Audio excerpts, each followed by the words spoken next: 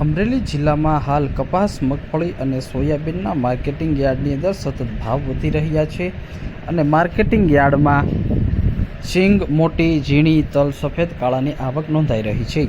શીંગ મચડીનો ભાવ 900 રૂપિયાથી 1168 રૂપિયા નોંધાયો હતો.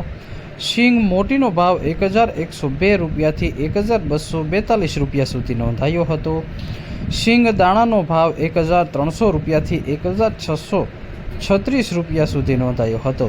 તો શીંગ દાણા ફાડાનો ભાવ 1190 રૂપિયાથી 1550 રૂપિયા સુધી નોંધાયો હતો. તલ સફેદનો ભાવ 1700 રૂપિયાથી 2571 રૂપિયા સુધી નોંધાયો હતો. તલ કાળાનો ભાવ 2605 રૂપિયાથી 3215 રૂપિયા નોંધાયો હતો. તલ કશ્મીરીનો ભાવ આજે 3385 રૂપિયાથી 3566 રૂપિયા નોંધાયો હતો. તો માર્કેટિંગ યાર્ડમાં આજે બાજરાનો ભાવ 436 રૂપિયાથી 475 રૂપિયા સુધી નોંધાયો હતો. જુવારનો ભાવ આજે 495 રૂપિયાથી 900 રૂપિયા સુધી નોંધાયો હતો. માર્કેટિંગ યાર્ડમાં ઘઉં ટુકડાનો ભાવ 456 રૂપિયાથી 592 રૂપિયા સુધી નોંધાયો હતો. ઘઉં લોકોનો ભાવ 466 રૂપિયાથી 567 રૂપિયા સુધી નોંધાયો હતો. મગનો ભાવ આજે 1502 રૂપિયાથી 1554 રૂપિયા સુધી નોંધાયો હતો. ચણાનો ભાવ આજે 1096 રૂપિયાથી 1312 રૂપિયા સુધી નોંધાયો હતો.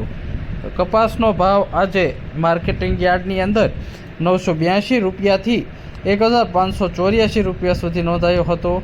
એરડાનો ભાવ 1157 રૂપિયાથી 1165 રૂપિયા સુધી નોંધાયો હતો. માર્કેટિંગ યાર્ડમાં જીરુનો ભાવ 1500થી 5100 રૂપિયા સુધી નોંધાયો હતો. ધાણાનો ભાવ 905 રૂપિયાથી 1325 રૂપિયા સુધી નોંધાયો હતો.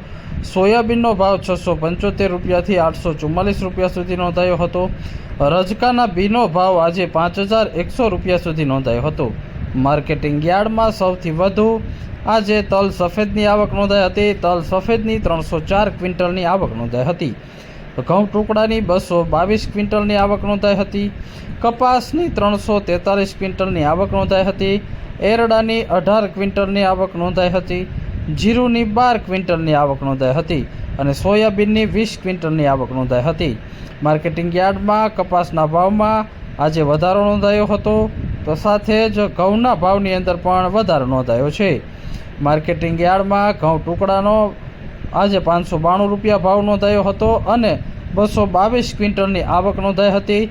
તો સાથે જ શીંગની આજે 26 ક્વિન્ટલની આવક નોંધાઈ હતી. મોટી સંખ્યામાં ખેડૂતો માર્કેટિંગ યાર્ડ ખાતે પહોંચ્યા હતા, સારા ભાવ મેળવ્યા હતા.